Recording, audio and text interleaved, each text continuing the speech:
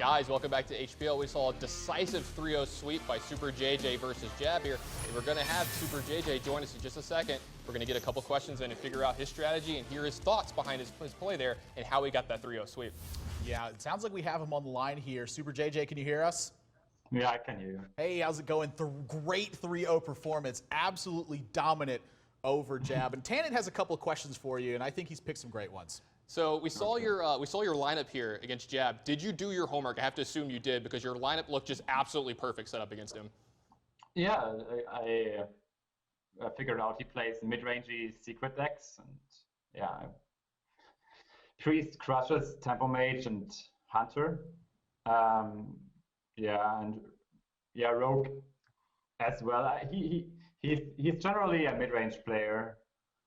So I figured out this should be the best lineup, and did well, right? Yeah, I think it was really great stuff. Priest in game one, I want to talk a little bit about that because it's widely considered one of the weakest strategies that you can play. What led you to that Priest build, and what exactly were you expecting from him in game one specifically that Priest lined up so well against? I expected Hunter or Tempo Mage.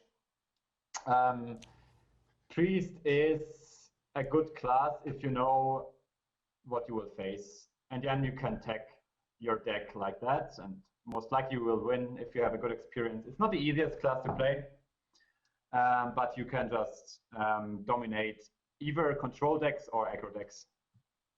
Just depending on what you're facing against. Again, if you know exactly what you're going to face, and that kind of really ties in to all the homework you did. And that was just, I mean, you had him at every single step of the way. In game three, we saw Patron Warrior versus Hunter. What do you think of that matchup in particular? It's good. It's Patron Warrior. It looked great. Just steamrolled him. 28 points of Frothing Berserker. What's the most damage you've ever done with a Frothing Berserker, you think?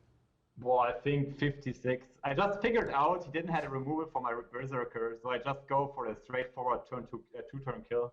Yeah, did you kind of get that hint after he'd used the kill command to deal with the minion instead of playing an Eagle Horn Bow? Yeah, very big indicator there. Yeah, we were talking about it during the match that you maybe picked up on that. I'm glad that we got that one right. Wow, we've seen some excellent stuff from you, and I look forward to seeing more of it in the future. I'm glad that you could show everyone just exactly why you're part of Complexity. Okay.